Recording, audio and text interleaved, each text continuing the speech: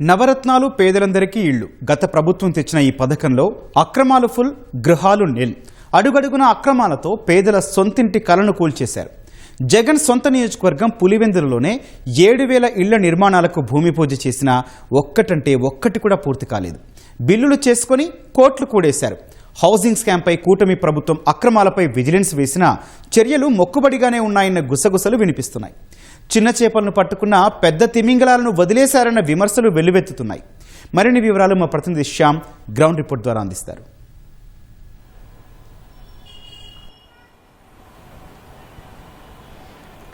గత ప్రభుత్వ హయాంలో అప్పటి ముఖ్యమంత్రి జగన్మోహన్ రెడ్డి నవరత్నాలు పేదలందరికీ ఇల్లు పేరుతో పెద్ద ఎత్తున గృహ నిర్మాణ కార్యక్రమానికి శ్రీకారం చుట్టారు.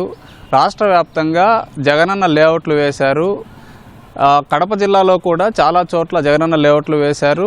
పులివెందుల నియోజకవర్గం, జగన్ సొంత నియోజకవర్గమైనటువంటి పులివెందులలో కూడా మెగా లేఅవుట్ను వేశారు. మెగా జగనన్న లేఅవుట్లో దాదాపు 7,000 మంది లబ్ధిదారులను గుర్తించారు. 7,000 ఇళ్ల నిర్మాణాలకు శ్రీకారం చుట్టారు. అప్పట్లో 2021 డిసెంబర్ నెలలో ముఖ్యమంత్రి అప్పటి ముఖ్యమంత్రి జగన్మోహన్ రెడ్డి లబ్ధిదారులకు పట్టాలు సైతం పంపిణీ చేశారు. అయితే అప్పట్లో ఈ లబ్ధిదారుల ఎంపికలోనే పెద్ద ఎత్తున అవకతవకలు జరిగాయి. అనర్హులకి పట్టాలు ఇచ్చారని చెప్పి ఆరోపణలు వచ్చాయి. అప్పట్లో అప్పటి ప్రభుత్వమే కాబట్టి దాని మీద ఎలాంటి విచారణకు ఆదేశించలేదు. ఆ తర్వాత కూటమి ప్రభుత్వం వచ్చిన తర్వాత ఈ జగనన్న లేఅవుట్లో, అది కూడా జగన్ ముఖ్యమంత్రిగా ఉన్నటువంటి, జగన్ ఎమ్మెల్యేగా ప్రాతినిధ్యం వహిస్తున్నటువంటి పులివెందులలోనే పెద్ద ఎత్తున అక్రమాలు జరిగాయని ఎమ్మెల్సీ భూమిరెడ్డి రామ్గోపాల్ రెడ్డి ప్రభుత్వానికి ఫిర్యాదు చేశారు. ప్రభుత్వానికి ఫిర్యాదు చేయడంతో పాటు అందులో ఆయన అన్ని వివరాలు కూడా సేకరించారు. సుమారు 150 నుంచి 175 కోట్ల అక్రమాలు జరిగాయని చెప్పి ఆయన ప్రభుత్వానికి నివేదిక ఇచ్చారు. అప్పట్లో దాదాపు 7,000 ఇళ్లుంటే 5,000 ఇళ్లను రాక్రీట్ అనే సంస్థకి నిర్మాణాలు చేపట్టాల్సిందిగా ఆ సంస్థకి పనులు అప్పగించారు. రాక్రీట్ అనే సంస్థ తోపుదుర్తి ప్రకాష్ రెడ్డికి సంబంధించినటువంటి వారి బంధువులకు సంబంధించినటువంటి సంస్థ. ఎలాంటి ఇది లేకుండా, అర్హతలు లేకపోయినా కూడా ఆ సంస్థకు ఈ పనులు అప్పగించారని చెప్పి అప్పట్లో ఆరోపణలు వచ్చాయి. అయితే తోపుదుర్తి ప్రకాష్ రెడ్డికి సంబంధించిన ఈ కుటుంబ సభ్యులకు సంబంధించినటువంటి ఈ రాక్రీట్ సంస్థ పనులు చేపట్టింది.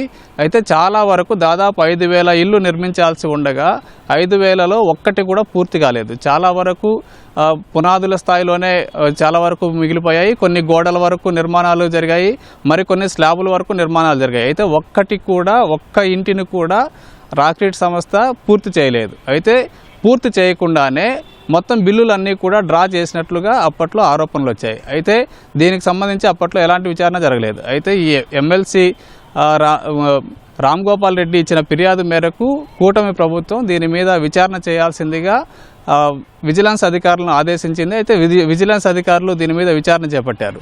అయితే రాక్రీట్ సంస్థ మీద కూడా కేసు నమోదు చేయాలి, రాక్రీట్ ఈ అక్రమాలకు పాల్పడిందని చెప్పి ప్రభుత్వం ఆదేశించింది. ఈ గృహ నిర్మాణ శాఖకు సంబంధించినటువంటి అధికారులు రాక్రీట్ సంస్థ మీద కేసు నమోదు చేయాలని పులివెందుల పోలీస్ స్టేషన్లో ఫిర్యాదు సైతం ఇచ్చారు. అయితే దీని మీద ఈ మధ్య కాలంలోనే విచారణ పూర్తయింది. ఈ విచారణలో అసలైనటువంటి నిందితులను పట్టుకోకుండా కింద స్థాయి సిబ్బందిని బలి చేశారని చెప్పి ఆరోపణలు వచ్చాయి. మొత్తం 20 మంది సిబ్బంది, అంటే క్షేత్రస్థాయిలో పనిచేసే సిబ్బంది మీద, గృహ నిర్మాణ శాఖకు సంబంధించిన సిబ్బంది మీద, ఈ ఫీల్డ్ అసిస్టెంట్లు కానీ ఫీల్డ్ లెవెల్ స్టాఫ్కు సంబంధించి మొత్తం 20 మంది మీద చర్యలు తీసుకోవాలని చెప్పి విజిలెన్స్ నివేదికలో కోరింది.